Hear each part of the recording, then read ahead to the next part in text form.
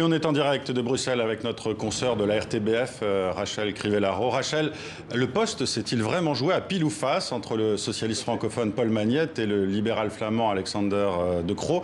Comme l'a dit un des principaux intéressés, Paul Magnette, pour ne pas le citer, parce que ça ressemble vraiment à une histoire belge, sinon.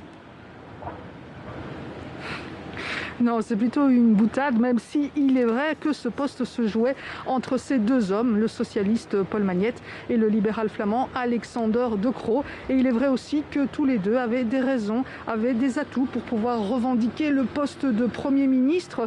Paul Magnette, le socialiste, bien parce qu'il est représentant de la plus grande famille politique du pays, et Alexander De Croo parce qu'il est flamand, et que cela permettrait donc de contrebalancer un futur exécutif qui sera minoritaire côté flamand. Alors finalement, c'est Alexander De Croo qui l'emporte, mais au prix d'une traditionnelle, j'ose dire, négociation, le fameux donnant-donnant.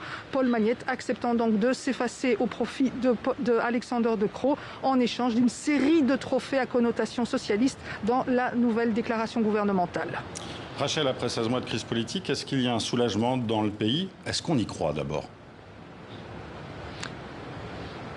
Écoutez, on est clairement soulagé parce que ça fait quand même 16 mois de crise politique, c'est plutôt long, d'autant qu'entre-temps, il y a eu la crise sanitaire qui a explosé, la crise liée au Covid-19, et que cette crise, elle a été gérée par la force des choses, par un gouvernement minoritaire, ce qui a provoqué beaucoup de polémiques. Alors désormais, on peut être rassuré sur le papier, puisque c'est un gouvernement majoritaire qui devrait être aux affaires, en théorie jusqu'à la fin de la législature en 2024, de quoi assurer donc une certaine cohérence à l'action politique. Mais pour autant, est-ce qu'on y croit?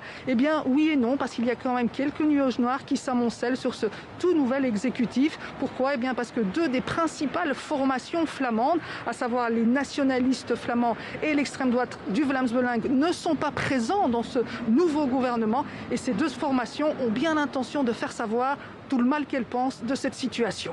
Merci Rachel Crivellaro en direct de Bruxelles avec nous.